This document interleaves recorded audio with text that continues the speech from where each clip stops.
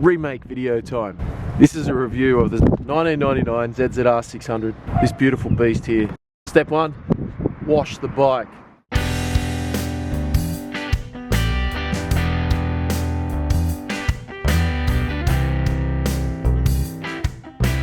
Now it's time to get some super sexy slow-mo.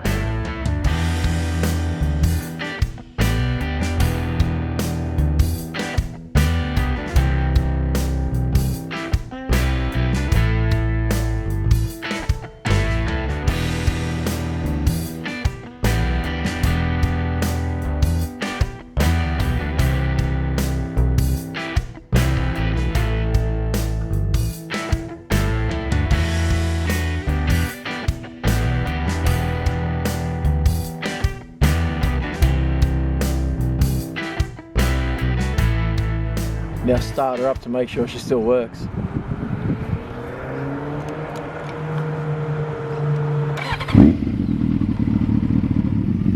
And now it's time to go for a ride.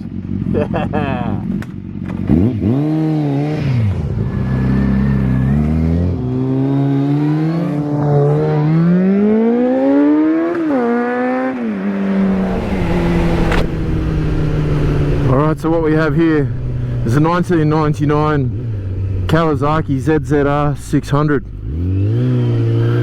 There's three kind of models, and I know this is the mid one. It's not the sportiest one of the three, and it's not the basic one. I don't know what they're called. This is not a technical review. This is a user review. I've had the bike for 2 years now, and I made a review about 2 years ago, and it was absolutely terrible. In true review fashion, the first thing you have to do is go through all the good points of the bike. The best point about this bike is the cost. I paid $1,650 Australian for this bike. That's nothing, absolutely nothing compared to any other bike on the market with the kind of bang for buck power that this thing has. Which brings me to the power. This bike has got roughly 100 horsepower and enough torque at 4,000 revs and up to give you a lot of fun. It's by no means a difficult bike to handle or manage with the power, although it isn't learner legal in Australia. You have to be a full license holder legally to ride this bike. Other good points of this bike, well, I'm 6'3" and it's relatively comfortable. If you're a slightly shorter rider, you'll definitely find this bike comfortable. As I said earlier, it's got enough power to have a lot of fun. It handles reasonably well, although the suspension on this thing is old and tired and definitely in need of a refresh. It stops okay with dual, whatever you call them, dual discs on the front, and I don't know what, twin 4-pot calipers, I don't know what the bloody hell they are. They're brakes and they work alright. Here's an example, front brakes only. There we go, look at that. What else about this bike can I say that I like? It's red. Red goes faster. The other good thing about having an old beat up bike is if I happen to scratch it or drop it, I really don't care. It really doesn't worry me in the slightest. You know, I've only got it insured for third-party property, fire and theft. So if someone steals it, I'll get market value back for this bike, which is significantly more than I paid for it. So I did get a good deal when I bought it. I have had to do a few things to this bike to get it running properly. It's had a full service, carb tune, valve clearances, that's all been done. Chain sprockets, tyres, brake pads, all the normal stuff. This bike has got 70,600 kilometers on the clock and is as strong as a bull. It's not a wheel stand machine by any stretch of the imagination, although if you do drop the clutch in first, you can get the front wheel up. It's happened to me a few times without really trying, and it's happened a few times by actually trying. I won't be demonstrating that in a video though, because when I did do the wheel stands, I was on private roads, so that it was legal. I was on private property.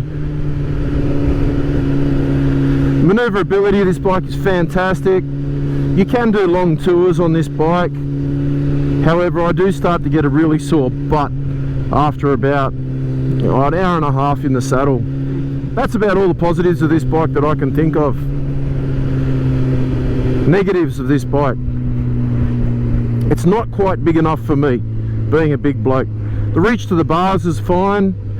The leg position is a little bit, what would I call it, cramped. But the main issue is the seat. It's got this scoop in the seat which pushes you forward onto the tank all the time. So you've constantly got your nuts on the tank, and it's not a pleasant feeling to have your nuts squished up against the tank. It's quite, and if you move back just a little bit, it just slides you back forward again. Unless you're really riding spiritedly, which this bike is more than capable of doing. Alright, we're going up to a slightly faster road here, so we'll do an acceleration test and we'll see what she sort of can do. We'll go from a stop to 80 k's an hour.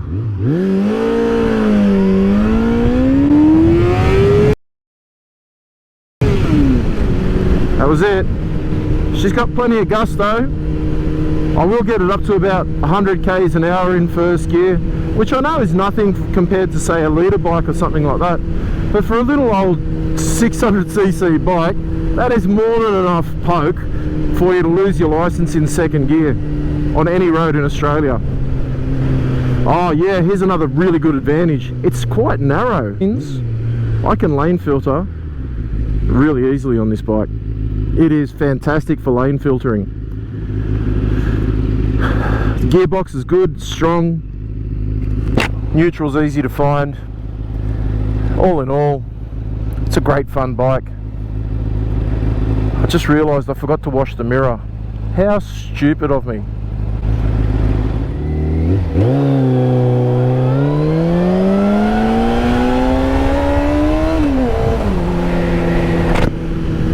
Bang for buck, I don't think there's a better bike on the market.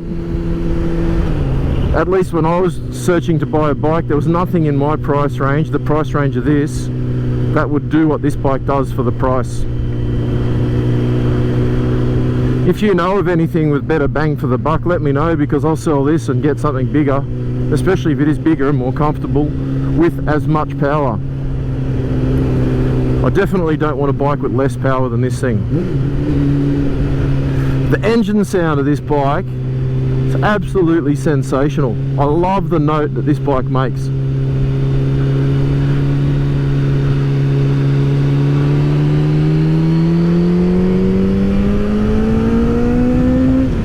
So that's 100 in second gear. It just pulls just fine. Let's get up to cruising speed and see what happens. Fourth gear, fifth gear, 100 k's an hour, 5,000 revs. No, that's sixth gear, sorry, my apologies. 100 kilometers per hour, 5,000 revs. It'll sit there all day. It's a short stroke engine, it's got no problem revving up. Red line is 14,000 revs on this bike, and it will get there.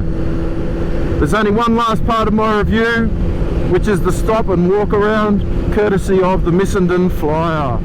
If you've seen it. Oh, forgot, it's got a centre stand. Absolutely brilliant. The centre stand is magnificent.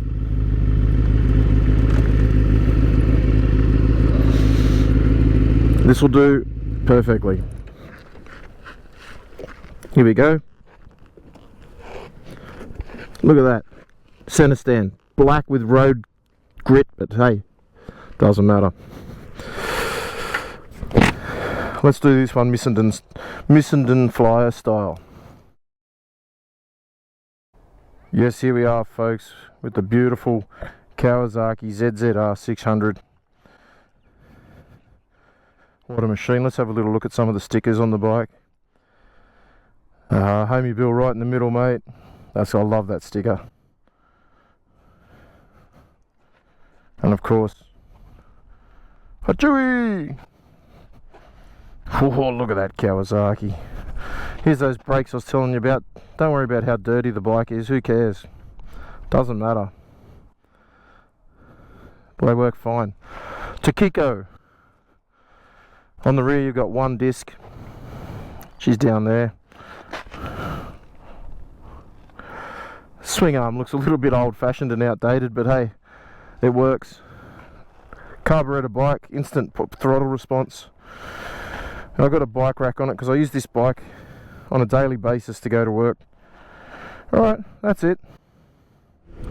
Thank you for watching my remake video of my review of the Kawasaki ZZR 600.